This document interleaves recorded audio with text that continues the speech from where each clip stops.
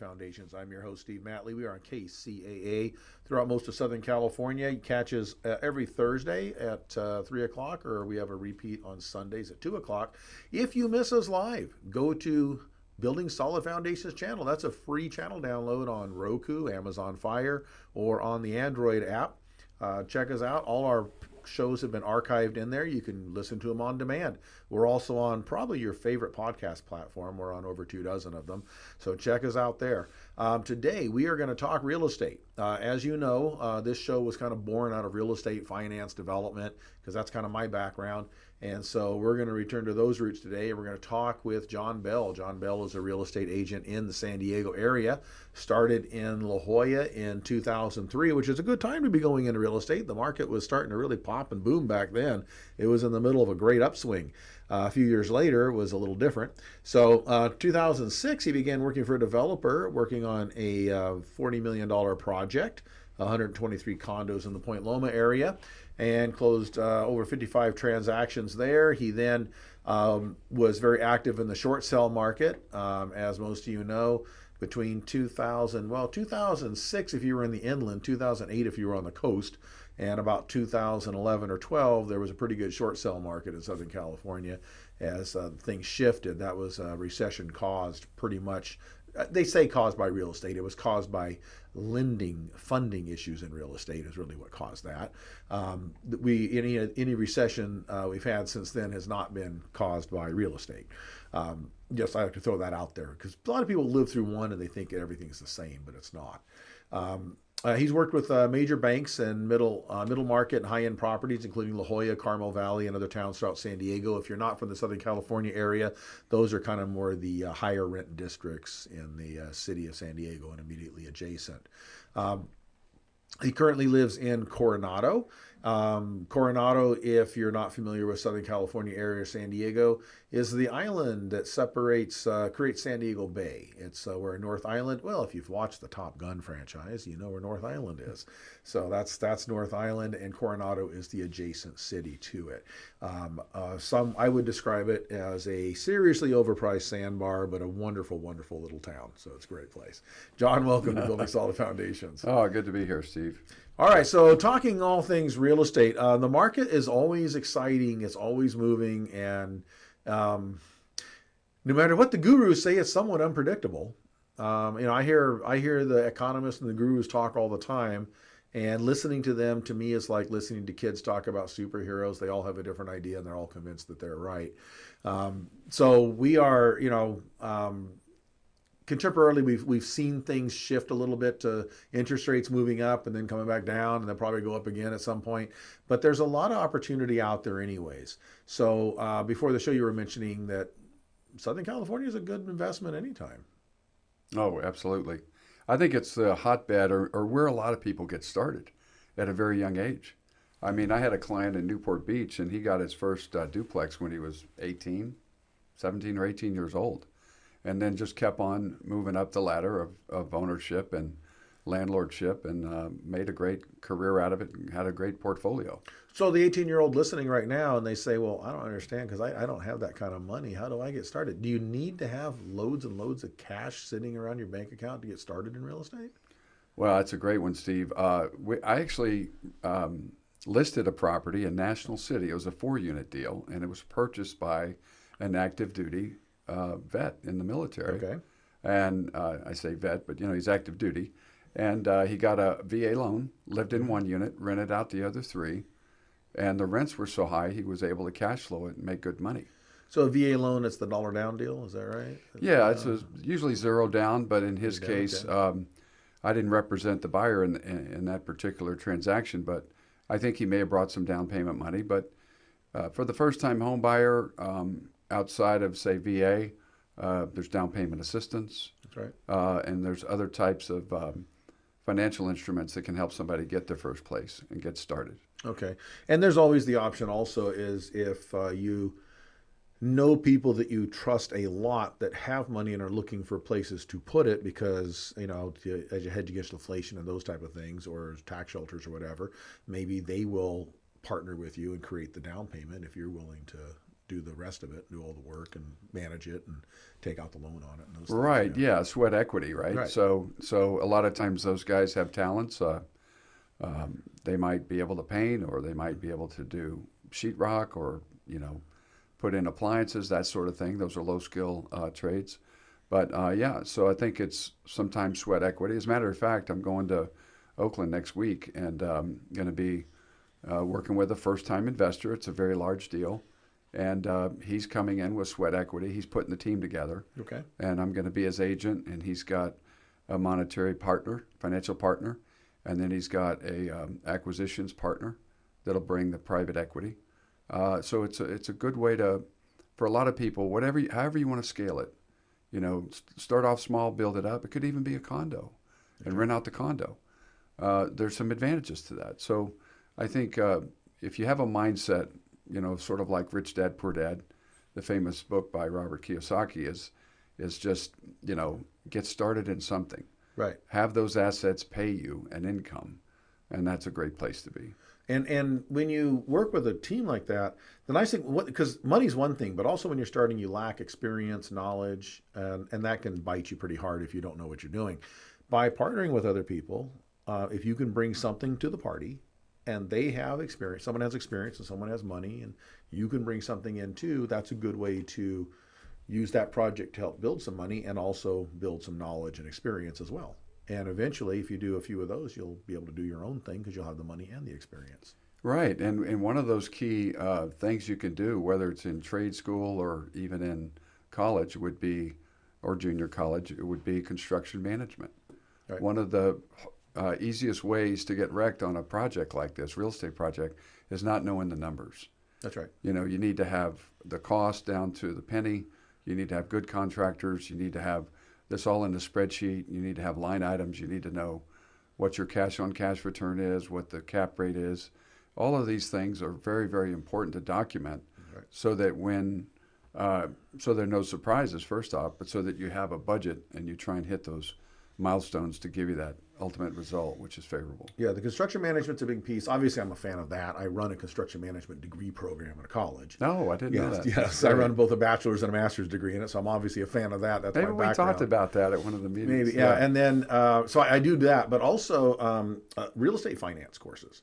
There's real estate principles classes, which are very good to know to keep you from stepping in landmines. Right. Those are more legal type stuff, contracts and those things. But real estate finance, what you're talking about, IRR, ROI, looking at numbers, does it pencil? Those two skills together will probably save you from 90% of the risks that are out there when you're stepping into this. If you're going to be doing any kind of rehabs or construction type stuff on a project, but yeah, getting started doing something and finding. I talk to people. I do these talks where I talk to people how to get started, and that's what I always tell them is figure out what you can bring to somebody's party. You can't show up looking for a handout, but what you can do is try to find something to bring and figure, how do I fit in?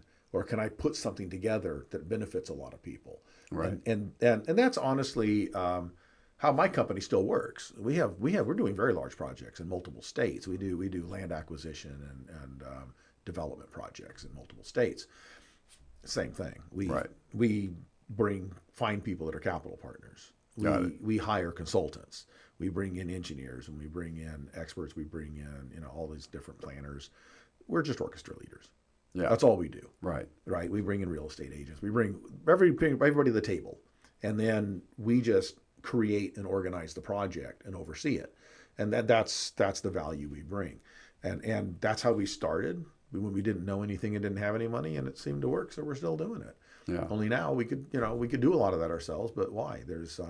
We could do more if we have other people working with us, and we like working with teams of people. Right.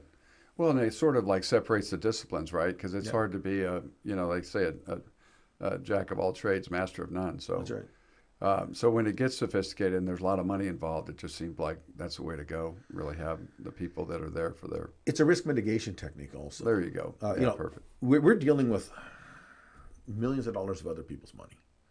Right, so we have to make sure that we're doing the right by them, and one of those things is get the right experts with the right credentials and the right insurances behind them to do all these different parts and pieces to make it right. Can I put together a land plan. I put a lot of input into the land plans we do, but I hire a planner. Yeah. And then I feed stuff to them. And you know what I found out? They're always better than me at it. We hire civil engineers. Now, I'm not licensed in the state of California to calculate that stuff. Could I do it if I wanted to? Sure, but I wouldn't be able to do it legally. But why do that? Someone else can do it, and they do it better than I do. Well, but I think the people listening could hear that, you're the, like you say, the master of the disciplines, if you will. The orchestra leader. Yeah, We're just orchestra leaders. That's all we are. Yeah, and so my son happens to play classical piano, so that's a key element in an orchestra. But knowing when to come in, and even though you can't play that instrument, perhaps, like you were saying, you know about it. You know what looks right. You know what looks wrong. If the number's too big or whatever. I can hear if it's out of tune. Yeah, so there you go. So I think having the working knowledge is what I was trying to get at. It's very important. It's kind of the way my dad was. Yeah. And again, if you don't have that experience and knowledge, you can learn that. There's schools and things you can learn, but also, again, partner with other people and learn, as you go. But bring something to that party. Sometimes sweat equity is a great way to go. Having some people that own land and don't know what to do with it, put it up in a partnership. They'll do something with their land, and you'll have a piece of that back end if you have that. We can maybe 1031 out of something into a piece of land and put it up. There's a lot of ways to do that. We're going to take a break. When we come back, I want to get into some nuts and bolts on specific types of real estate vehicles that you work with and help people with. This is Building Solid Foundations. I'm your host, Steve Matley. We are talking to John Bell. He is a realtor in Southern California, San Diego area, and we'll be right back after this short break. Fire Up Connect is the most innovative business networking group, supporting and collaborating with a dozen of small businesses that are interested in building and establishing strong business connections, hosting educational live seminars while carrying out business and community-driven projects, as well as marketing programs as a part of its membership program. Fire Up Connect also offers virtual assistance with a wide range of services including inbound customer support, chat support, appointment setting and email management, graphic designing, video editing, web design and development, social media marketing, e-commerce solution, content writing and much more. For more information, head on over to www.fireupconnect.com. Fire Up Connect, helping success stories unfold every day.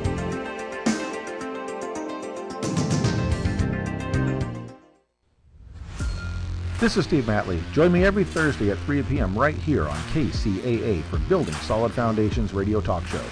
I spent decades as a professional construction manager, business owner, real estate developer, and a college educator, and I enjoy learning new things from other people. We talk a lot about real estate, business, and finance, but we cover a diverse range of other topics as well.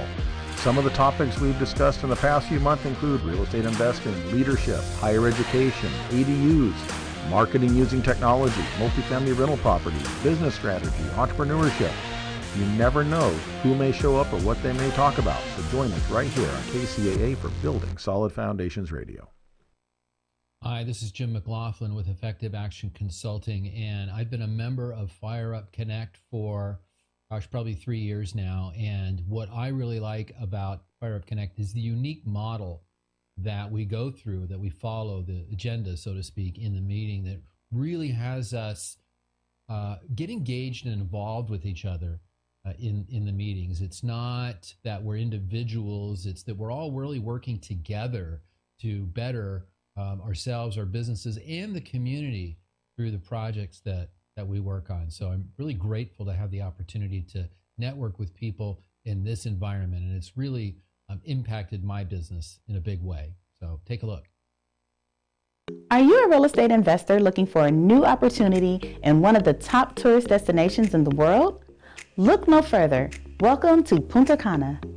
Perla Bahia is a private resort-style community in Punta Cana that consists of modern condos, custom villas, and various commercial amenities. So if you're interested in learning more or joining us on one of our monthly investment tours, don't hesitate to contact me today at 909-494-2280.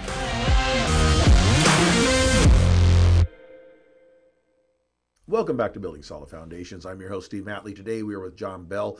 He is a real estate agent in the San Diego area, working in Coronado right now, but all over Southern California. He mentioned he's going up Northern California to work with a group. John, I want to talk to you a little bit about the different types of vehicles. We hear a lot about, there's buzzwords. Real estate investing goes in trends.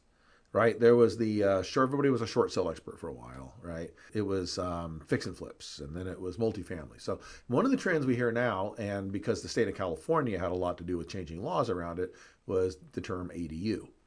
Right, the accessory dwelling unit, which essentially is the state of California telling all the local jurisdictions, even though we have this CEQA Act where you're supposed to have ability to control what goes on in your neighborhood, we're going to supersede all that because we want more density, and everybody can build a granny flat in their backyard, basically, right? Or split their lot. Are you seeing a shift in how people are doing things because of that trend? Well, yeah. In Coronado, surprisingly, we have, I think, about 135 ADUs that have been successfully built. And Coronado was doing a lot of pushback. That's not a big town. No, it's about 20,000 people, maybe, that little town. Yeah. That's probably not counting the military. I used to jog around that entire town. It was 6 miles. Oh, yeah, it's to great. Take the loop. Yeah. Yeah, so the ADUs, the thing about Coronado is there are big enough lots to do it. You got to find a place where you've got the main house, perhaps it's pushed towards the front. You still got a setback there, but then you've got a big backyard and sometimes alley access where you can put that. The problem I see, the biggest barrier to a lot of more and more people adopting it, Steve, quite frankly, is they just don't know who's going to be renting back there. And could that disrupt their home life and their front house unit, let's call it. Mm-hmm. But the thing that's different about Coronado is there's a developer there that sort of got a niche where he did the long and narrow. They were only 25 wide front and back, and then 100 to 150 feet long. So they're called the long and narrow. And those had a front house, say 1,500 to 1,700 square feet. A back house would be 1,300 to 1,500. They would have roof decks. They would be very nicely done, well done, new construction. And but those were only limited to certain zones within Coronado.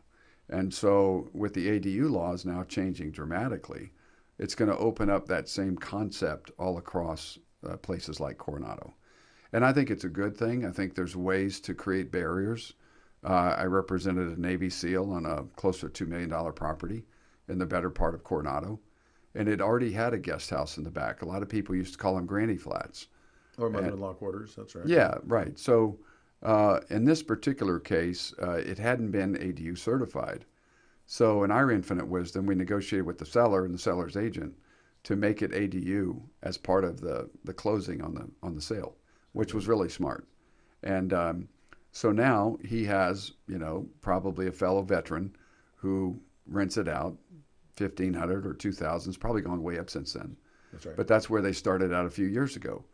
But imagine owning a home, regardless of what the payment is, but you might be getting an extra probably 2,000, 2,500 on a one bedroom, one bath in your backyard. And that's, rental income that you wouldn't otherwise have, and it offsets, investment in the whole property. So right. I think it's a needed model. I would certainly like our planning department in San Diego City and County and the incorporated cities be more aggressive on permitting. You and I have talked about that offline. But we've got to find the housing somewhere. We've got to basically build more to help more people come to beautiful Southern California. Right. Best weather in America. So the purpose of SB 8, 9, and 10 was to do exactly that, to expedite the whole process. It was right. to make it more available and to take the red tape out of the process. However, in reality, what I see is passing in the politicians' infinite wisdom, we have great intentions, we pass the law, therefore we fix the problem. Implementation is a whole different deal. So you pass the law at a time when we're coming out of a pandemic and everybody's short-staffed anyways. So now there's an influx of permits, but we don't have staff of the city that's been trained on this new stuff, nor do we have enough to start with. We don't have enough architects, engineers, landscape designers, all these people we need to make this happen, structural engineers. This all has to be part of this deal. they're all short-staffed right now too, because everybody's short-staffed. And then the biggest thing I've heard from people that are doing these isn't that, it's trying to get the utility hookups. It's the SDG&E that they're waiting for months to get that power hooked up. Well, you can't get a certificate of occupancy without that, right? So it's one of those things that it's kind of hard to make sure you hit every little thing that needs to happen. But again, politicians, they're supposed to be experts at building, experts at healthcare, experts at insurance, expert at finance, expert at education. Which is impossible, right? So they kind of do the best they can. They pass these laws, and then we find that there's still a lot of issues out there. But the demand for it because of those laws went way up. And so I think a lot of the public agencies are overwhelmed right now. Oh, They're totally. buried completely. And you can't have an expeditious process when you're buried like that. And how do you just manufacture more people to make that happen? You can't. So it's still can be an arduous process. It still may take time. The good news is that it's available now in a lot of places it wasn't. And I think it's a good solution as well. I think there's some things they also missed in as much as parking becomes a big issue now, because every one of those people living in one of those has a car. Right. And some of those ADUs were created out of what used to be the garage. So, right, so we lost that, right? So now there's more cars. There's all those issues that come in. And, mass transit's not going to solve that. Right. I haven't seen great mass transit in Coronado. I see a bus running up and down Orange Street once in a while. Yeah, right. Because it's just not practical there. It's so there's a lot of issues around it. So the ADUs is one thing. Now, multifamily is another thing that comes in. That's become very popular now in a lot of places where it didn't even used to be. Multifamily becomes a deal. So even say in Coronado where you are, there may be not just an ADU, but someone wants to put in a fourplex. Right. Someone wants to put or something even larger. Right. Well, I mean, I think one of the big challenges, we were just talking about this at the Coronado Real Estate Association at the last meeting. We had a brainstorming meeting with several of the prominent agents in the group, and we were talking about giving the city ideas on how to get more density in the areas that are candidates. And one of the things, there's a big apartment development you probably know. It's Coronado Bay Apartments. Mm-hmm. And that's probably 250 units or so. And Sandag is asking us to put in more, like up to 900 and some odd units. We just don't have the room for that.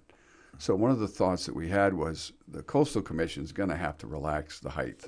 Well, that's the thing. Sandag right. says this, but Coastal Commission then creates that. That's right. Block it. Yep. It could take you 10 years to get those approvals. Right. That's crazy, right. Yeah. But they're only giving Coronado 8 years to get it implemented. So yeah. What I came up with was we need affordable housing for the workers that come into Coronado and, of course, North Island military base. And now you have the SEAL base on the south end of the Strand, too. Right. That's a great point because some of that population's moved down there, but Imperial Beach has taken off. That's a really great thing. They put the Marriott down there. They've got the Hampton Inn, like Fairfield-style hotel there. Coronado, you've got North Island. You've got a base that's on this part of the Strand right next to the city. You've got the end of the Strand has another base. Right. So you basically got them south, north, and central. Right. On a small town. Well, yeah, but the point I tried to make up in the meeting was if we're going to do affordable housing so those workers don't have to commute, why don't we figure out a way to work with the Navy to donate some land and then have some private company come in and provide affordable housing right there at the base? Right. Because it's really an issue of land. That's right. So we just need to start thinking outside the box and start giving our politicians and people like the Navy decision makers that can look at this reasonably and say, hey, this is a good compromise. Another way to do it is the craziest thing. When I first got in real estate, I was calling around. I was trying to help the lady find an apartment, I believe. And I came across this building that was owned by a big conglomerate out of the Midwest. And I got the guy on the phone and I said, you guys own this building? He goes, oh, yeah, we philanthropically bought it years ago and we made it into affordable housing. It was like 15 stories, probably 150 units or more. And that's what they did, just as a gesture to a philanthropic need in the community. They responded. And so I've been involved in some philanthropic things in Coronado. Mm-hmm. And I just think that we need to look at all options and figure out a way to cleverly get something done that is not the regular form factor, something different. Right. And then, of course, affordable has always been a discussion point in California because it's expensive here. And then there's also the what we consider affordable might be considered extremely expensive in other parts of the country. Everything's relative, right? Right. Everything's relative. So affordable for Coronado is probably very different than what affordable is in Utah. Totally. Yeah. So there's that. But affordable housing has always been an issue. But then I find that the very people that scream loudest for affordable housing, politician-wise, are the same people that advocate for things like a coastal commission. They advocate for things that prohibit getting permits pulled. Traffic issues and the mitigation fees and all the stuff that goes into it. Bring on the development, I see that. I see massive fees, huge red tape, trying to get through the arduous processes. We do things out of state where we can get approvals on large projects. I'm talking hundreds of acres of projects, 1,000-acre projects, in 6 months, 8 months, 9 months, 10 months. That in California, 3 to 5 years in the inland, 7+ years on a coastal county, 10+ years if you're out on the water. Insane. And you say, well, this is why there's no affordable housing. We actually canceled escrow on 3 properties in Riverside County that were for affordable senior housing and moved those projects to Florida and Arizona because of the process out there. Right. So that's a lot of the problem too. Yeah. I don't want to get too on my soapbox on the politics on it, but we have to take another break. When we come back, we're going to continue our conversation with John Bell. He's a real estate agent here in Southern California in the San Diego area. And we'll continue our conversation after this short break. This is Building Solid Foundations. I'm your host, Steve Matley. We'll be right back. Fire Up Connect is the most innovative business networking group, supporting and collaborating with a dozen of small businesses that are interested in building and establishing strong business connections, hosting educational live seminars while carrying out business and community-driven projects, as well as marketing programs as a part of its membership program. Fire Up Connect also offers virtual assistance with a wide range of services including inbound customer support, chat support, appointment setting and email management, graphic designing, video editing, web design and development, social media marketing, e-commerce solution, content writing and much more. For more information, head on over to www.fireupconnect.com. Fire Up Connect, helping success stories unfold every day.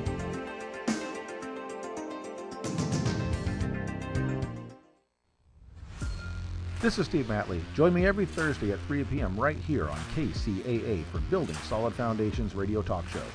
I spent decades as a professional construction manager, business owner, real estate developer, and a college educator, and I enjoy learning new things from other people.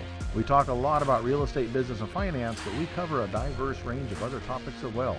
Some of the topics we've discussed in the past few months include real estate investing, leadership, higher education, ADUs, marketing using technology, multifamily rental property, business strategy, entrepreneurship. You never know who may show up or what they may talk about. So join us right here on KCAA for Building Solid Foundations Radio.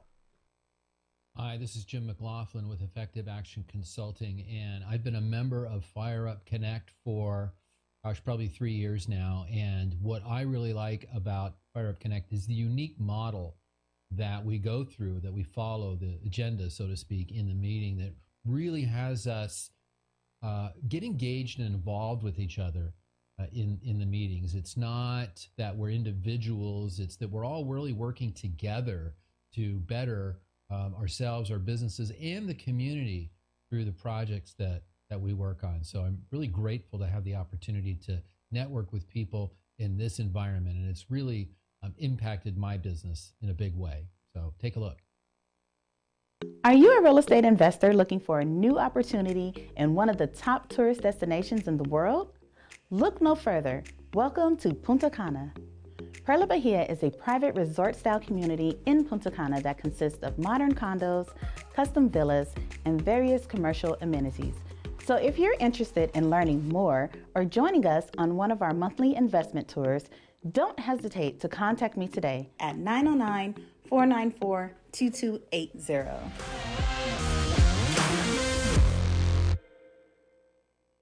Welcome back to Building Solid Foundations. I'm your host, Steve Matley. We are today talking with John Bell. He's a realtor in Southern California.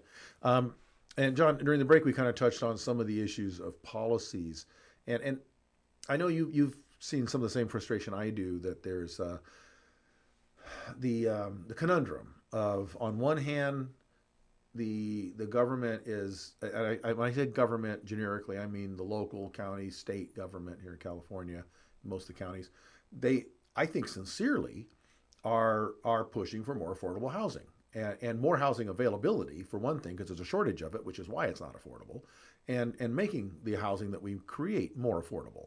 There are mandates for more affordable housing. If you build high end, you have to have a certain number of affordable units. All that's good. At the same time, they are the very people that set forth policies that discourage investment, create long lead times putting things together, and create really what I call flaming obstacles to have to get through. It's like, I look at trying to do a development project anywhere in California is like that. What's that game show, The American Ninja, where they got to run through all those crazy obstacles, right? Yeah, right. And no mere mortal can really get through that. These, only somebody that has a lot of threshold for pain and patience and have been doing this a long time is willing to put up with it, right? Oh, Those are the people that can finish the course, and not very many of them, right? So there's what, 8 competitors and 10,000 spectators of that deal. Right. Yeah. Well, Right. none of the spectators could get up and do that, right?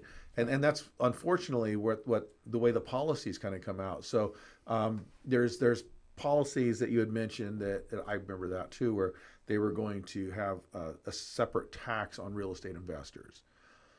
Now, on the one hand, the idea is, well, see, if we do that, that discourages the investor from buying the house that a homeowner would buy.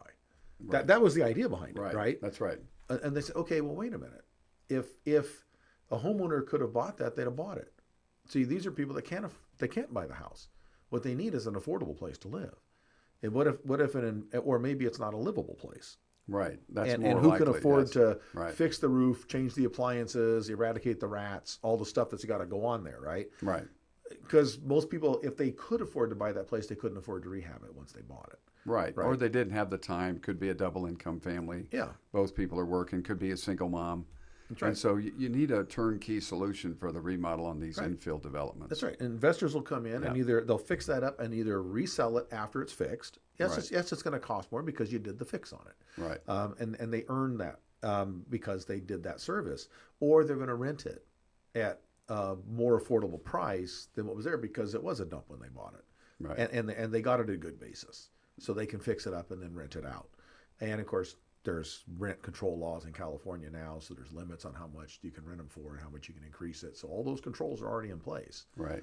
But yeah, to tax the people that are bringing in the ability to reclaim unlivable homes and put them back on the market as livable. And probably what an investor will probably do is take that unlivable home and fix it, and then add additional units, because those ADU laws, as long as you're doing all that, right? Right. That's right. Why wouldn't you, if if you can do that, why wouldn't you add 2 more units to the property?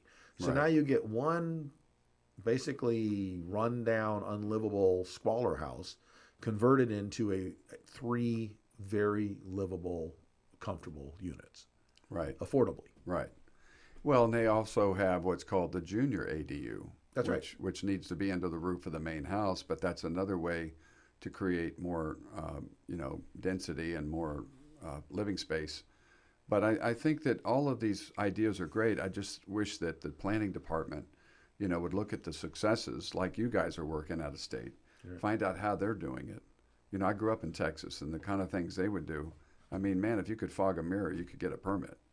Well, I'll tell you one of the main things, and this is, I'm not indicting anybody that works for the government, that kind of stuff. When I want to get an appointment with somebody at most cities or counties here in California, it can take a long time, months to get in. Months, Right. literally, to get an Right. appointment, to talk to a planning director, to talk to anybody in the economic development, anybody like that. It's crazy. Right. I was in Texas looking at 400 acres of property, and I was talking to the seller, and I said, I'd really like to know if we could find a solution to sewage here. If this is big enough to create its own sewage treatment, could I get more density? He says, I think you could. We need to go talk to the judge. Now that surprised the judge. Well, in Texas, as you know, Yeah. the chief executive of a county is referred to as a judge. Right. It's what we would call a city manager or something Right, like that. yeah. That's called a judge. County there, right? supervisor. Yeah, basically, yeah. So it's the paid executive director, right? And so I had an appointment in an hour. Literally, we left there. He calls, and an hour later on a Friday afternoon, That's great. I drive 2 towns over, and there to this little courthouse. We go up and talk to the judge, and he's waiting for us. He didn't go home. He waited for us, and I'm not talking to one of his people. I'm talking to him. We talked to him, and I asked him, and he had solutions. He said, absolutely. He says, if you can get approval with the water authority with the adjacent lake for the outflow, and make sure that what you're putting out there is clear enough for the lake, that your system works, yes, you can go to, you can go to 16 units per acre on this thing. That would be half acre lots instead, right? Right. Well, that's what I wanted to find out. That helps me figure the whole thing out. I can't do that in California. I can do that in Florida. I can do that in Arizona. I could do that in Texas. Some parts of Tennessee. Right. But I can't do that here. And so if I got to wait 4 months to even get a meeting, Yeah. well, the property's got sold by someone else by then. Right. And then Yeah. who knows what they're doing with it. Well, and the And other it becomes thing, half-acre estate lots now. well, yeah, and kind of the more the middle area of that type of development might be, some mid-rise apartments, Right. or mid-rise condos, because Yeah. we know with Coastal Commission we have the height limit. Well, we were also talking commercial uses in there because tax revenue. That's what I was getting at. Yeah, so if Totally. you can do Yeah. hotel type stuff, I was looking at a marina on the lake there, that kind of stuff.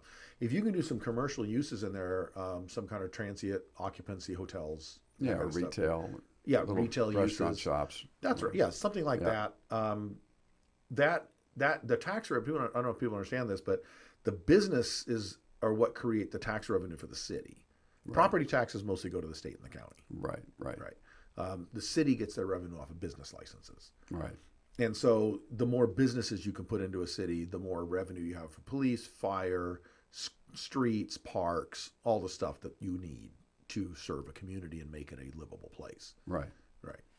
Yeah, it's really fascinating because I think once people start looking at all these different elements that are involved, then we can start making a little noise with the politicians and saying we got to get with this, because it's serious business. That's right. I've got 2 kids, one in high school, one in a freshman in college, and I want them to have great lives and their kids and see their families thrive. And so this is personal to me, and I really feel that we have to do more to get involved and look at the policies that the politicians are advocating, because pro-growth is not always bad.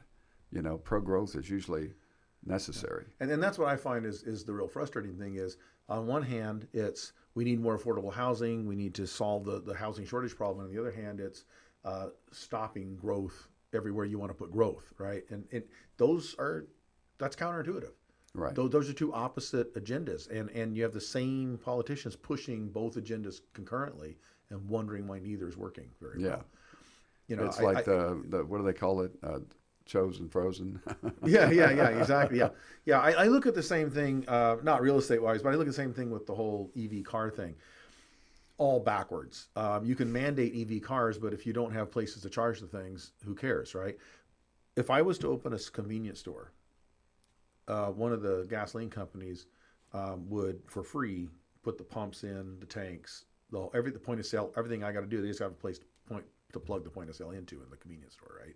They'll give me the whole gas station, and then I just give them a percentage of every gallon sold. But if I want an EV charging station, I got to come out of pocket for upgraded electrical, all the equipment, put those charges. It's going to cost me hundreds of thousands of dollars. So that's why I'm not putting those in. So maybe if they build the infrastructure for the charging, people will naturally say, it's as easier and cheaper to buy an electric car. I'm just going to do one of those. You don't have to tell them to go buy one. We do it backwards. And Yeah, I see that. totally I see that backwards. in all these different government policies of, I get where you want to go, but you're doing it the wrong way. Let's do it the right way. And the same thing with the building. If we set up the system, AB 8, 9, and 10 was a great start, but now we have to back it up with, okay, but we have to make sure the utility company's on board. We got to make sure that we are not, at the same time, we don't have the Coastal Commission negating things that we're trying to do, right? All these different other agencies out there, Right. fighting us. Yeah, and I think we see that with the county supervisors and the city councils, and there's the whole thing with the rental in Pacific Beach, Mission Beach, with rent control there and the lottery system for getting landlords to pick a number. For and the then short-term rentals? Yeah, short-term rentals. So it's a little bit of a mess, but I really believe that if enough people get involved and try and have a vote, it'll turn itself around. Yeah, but I look at it as, but it's all piecemeal. And I look at it needs to be a master plan, right? You need a strategic plan. Right. Right. Let's look at where we want to go, and let's look at what makes sense, as opposed to let's listen to all the different little people with their different little agendas, and then create laws out of what seems like a good idea at the time, and none of it fits together. So now what I've got is I got a 1,000-piece puzzle that came out of 16 different boxes with 16 different pictures, and they don't fit. We're not going to end up right. We don't get what we want. Yeah, but really interesting enough, I don't know if you heard, but over in North Park, a very famous architect put in an apartment building and with zero parking requirements. Right. Zero, not a single space. And his pitch on that to the city council was that it's high walkability. It's like 99. Mm-hmm. Mass transit's everywhere. People take it. The people that are going to, rent these places. So he was able to get that approved. So I think we're going to see more and more of that, like we've touched on a little bit about mass transit. Where are those mass transit areas, and how can people tap into that? But yeah, and I think it has to be more than just mass transit. Honestly, I see the share scooter seems to be a huge solution, more so than mass transit in those areas, to go short distances. Right. It's too far to walk, but too short to drive. And I think those kind of solutions are, which is a private enterprise in working with that, I think are good solutions for those areas. We need to take another break. We're going to come back and wrap this up in our final segment with John Bell. He is a real estate agent in Southern California. And we've been talking really all things different real estate and options and investments. And we'll be right back after this break.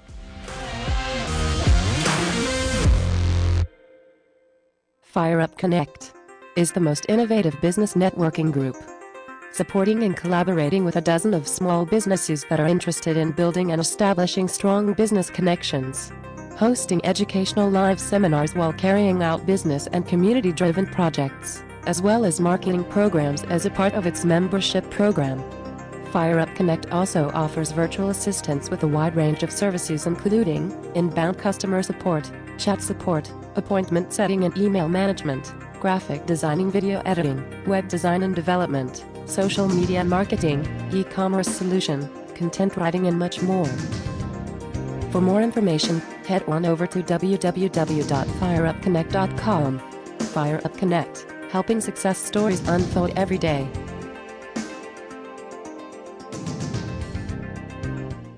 Solid Foundations Radio.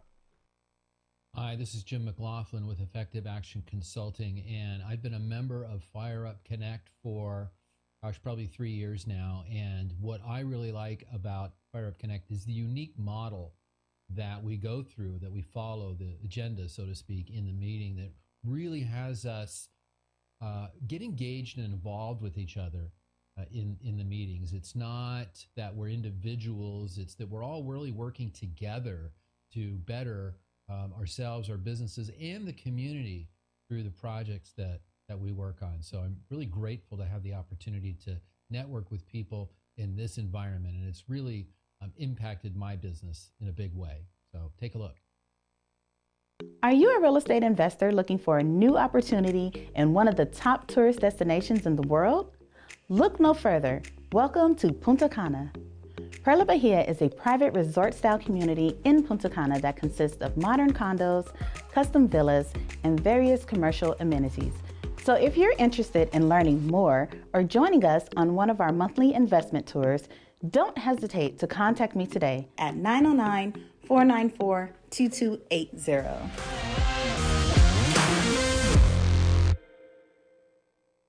Welcome back to Building Solid Foundations. I'm your host, Steve Matley. Today we're talking to John Bell. He is a realtor in Southern California, San Diego area.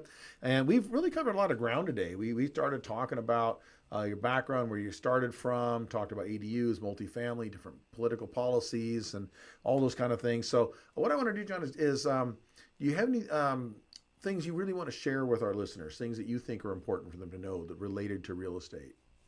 Oh, definitely. Yeah. I think looking back on my career and how I got started in just about every job that I had, I was trying to find motivation and inspiration. And one of the ways I did that was just taking the job that I knew would get me to the next job. Okay. And so I would learn it 100%. I would expand my experience, and then I would go on, and I built up my career on that basis. And so if you're waiting for, just like in housing, if you're waiting for the perfect house, that's not the right mindset. Mm-hmm. It's get something, get in and get that location.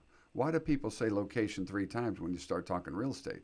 Is they're trying to emphasize it. That's right. Location, location, location. So find maybe the simplest piece of real estate in the best location you can afford and buy that. My goal always was to buy the least nice house in the nicest neighborhood I could afford. Because I can fix a house, but I can't fix a neighborhood. Well, true, and I would just add that emphasis of location on that. Yes, right. Because I wanted that location. That's right. But if that location, you got to drive off the freeway and go another 20 minutes to get to your place, maybe that's not the best location. That's all I'm thinking. There's a lot of things that go into what's the school district for your kids. Quality of schools. That's right. And even if you don't have a daughter, son going to school locally, that's an intrinsic value to that property. Mm-hmm. So like, here in San Diego, we have Poway Unified. It's a good one. Coronado Unified. Excellent schools. Right. But that's an intrinsic value that carries with that property on into perpetuity. Well, Coronado, you get the school, but more so you get the beach, right? You get a great town, right? Community services. Yeah, Coronado. There's not a the only negative to Coronado is getting in and out of it. Right. There's only 2 ways in and out. Right. Yeah. True. And I think the key on that as well, though, is I have an active duty Navy guy who we bought a place down in Imperial Beach. In 1 year, he made over $110,000 on a VA loan. He took that 110, paid closing costs and commissions on that, and then closing costs on the new place. But he moved out to Temecula, which is a long commute. But it's a double income family, and his wife's family was from Temecula, and so they had people built in right there, probably going to start a family. And so they were looking at that, and so he put like $74,000 down on his new place, and so his payment was lower. That's right. How cool is that? Even at a higher purchase price. And those are good schools up there too. Right. Yeah. And I think also I can't emphasize more, work with a good realtor. I agree. If there's something that you don't like about the realtor, it's probably not a good match. And the key on that is a good realtor. Very, realtors are all over the place, right? And just because they have a license doesn't mean they're any good. Like any other profession, there is the 10% that are amazing, and then there's the rest of them. Well, so and I pick would that 10%. I hate to say it, but I'd almost say it's more like 3 to 5%. 3 to 5% are the real top producers. Because, right. Well, because what do they do that's different though? Like I did, I got coaching from 3 different real estate coaches. I kept all my materials. I stay current with all the techniques of marketing and social media and all of those things. That's what appeals to me. I mean, it's really funny because my wife and my son now, who's 18, they're into social media too, and they see me watching these YouTube videos over and over of how to do something. And so whatever you do, become an expert at it and really drill down so that you know what your talents are. People say, what's my purpose in my life? Well, guess what? It's directly related to your talents. Your God-given talents. And so those talents might be, you might be very analytical. You might like to work with your hands. You might want to get into a trade school. There's people in trade schools making more than attorneys. That's right. Once they get out, like plumbers and roofers and all kinds of people. I'm a big fan of trade. I work in a college with a degree, right, but I'm a huge fan of trade schools. I think it's a good alternative. But don't think you'll be limited by that job when you quit doing that, because that's going to propel you into something else. Because the executive suite is always waiting for people that have done it. That's right. And have done it, and they know it. And when they know it to their bone, and they, earn their money doing it, that's a really great person to align yourself with. But I would say one other thing, Steve, which is really just something I've employed over the last few years, ever since COVID, is listening very carefully. Not just good listening, I mean great listening. If I, keep my mouth shut and wait to say something till I really understand where they're coming from, man, has that served me well. What it does is I'll stop and I'll pause and I'll go, you know what? I really like what you said about what you're looking for in a house or a condo or location, and I'm going to remember that, and I'll make a note on my phone And I'll go through the interview with that technique, and it's phenomenal. Because what people do is they're not going to open up and tell you what their core values are, their core aspirations, or their core needs without trusting you first. That's right. And so one of the ways you can do that is really listening thoroughly and well. And then you want to validate what they're saying, not just rapport. I think there's a deeper level of rapport, and I call it really understanding someone. And then if you can use that, because all the best salespeople that I've ever seen were just so smooth at it. They make it look effortless. Guess what? It should be effortless. But if you're inside and you've got a lot of integrity and you really are a good listener, that's going to come out in your personality. And they're going to see you acting and operating on their behalf, and they're going to see themselves in you. And that's what trust is all about. And that's how you can become a great agent or a great person in their lives. And that's whether you want to be a real estate agent or if you want to be a real estate investor or anything you're doing out there. Though that's good sage advice for all of it. Absolutely. So learn become a master at what you're doing. And whatever you're doing, there's always more to learn. I've been in development construction for, 35 plus years. Every day I learn things I didn't know about before. Nice. Because there's an infinite ocean of information, and none of us can leave this planet more than a thimble full of that knowledge. Well, let me help you with a saying if I got a quick second. So when it comes to knowledge and wisdom, be careful of what you fall in love with. If you fall in love with what you know, you're going to find out there's a lot you don't know. Mm-hmm.